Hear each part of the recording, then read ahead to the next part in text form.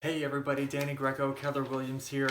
I've got September 2020 stats for Seattle single family median home values, and as you can probably tell, filming this just a few weeks before our big election in November, obviously, and unfortunately this is not a ticket on any ballot, but maybe someday we can all dream of a campaign about nothing. But anyway, let's jump right into it, and in this video I'm only going to focus on the single family home market, and there's a lot to discuss both this and in the condo version, so I figure we might as well do these individually.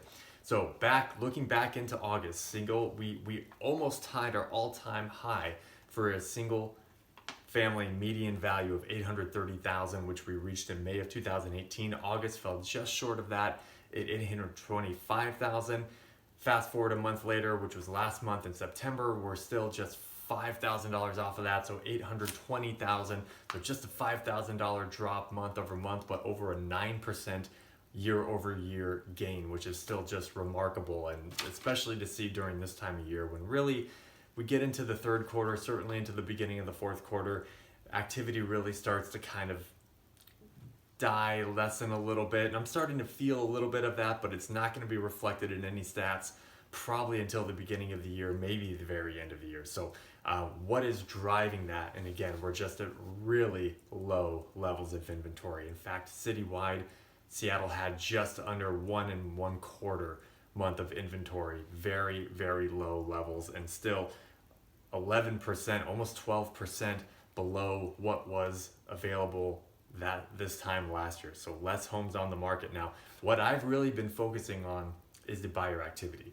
So despite having less homes on the market, I've been more interested in seeing what is activity like in terms of pending sales, sold sales, and that's where you really start to see the big picture here. So remember, year over year, about 12% less homes on the market in September, but get this, 39% more homes under contract, 65% more closings.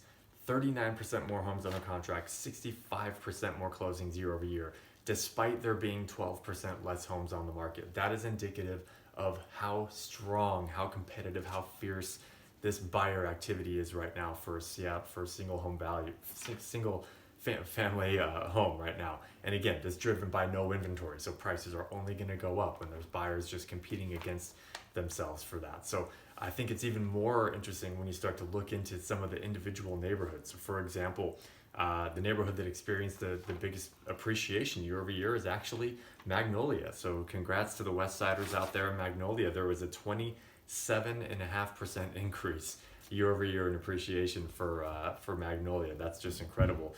And when you start to look in some of these areas, again, citywide, we're only at 1.25 months of inventory.